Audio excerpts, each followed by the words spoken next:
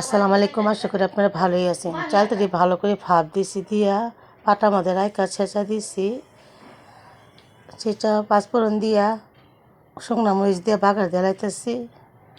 শুকনো মরিচটি লাল হইতে পাঁচফোড়ন দিলাম, ভালো করে নাড়াচাড়া দিতেছি, দিয়ে চিনিটা ঢাইলা দিলাম, দিয়ে একটু পানি দিয়ে দিলাম, দিয়ে নাড়াচাড়া দিতে নিচে না লাগে যে আমার খালামণি আচারটা খাইব। বড়ি খাওয়াইছি, জলপাই খাওয়াইছিলাম, চালতা আচার খাওয়াইতাম, আমার খালামণি খাইব। নাড়াচাড়া দিতে হয় নিচেতে না লাগে। চালতার আচার খুবই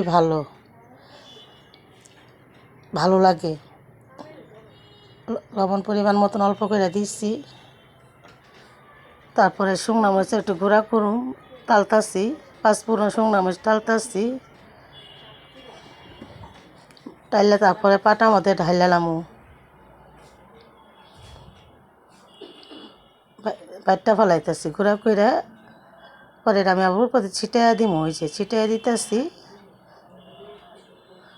চালতার আচার আমার নাড়াচাড়া দিয়ে দিতেছি, মশলাটা মিশিয়ে লাইতেছি। আমার চালতার আচার হয়ে গেছে, এখন নামায় ফেলামু। চালতার আচার হয়ে গেছে, খুবই সুন্দর হয়েছে, কালারটা দেখতে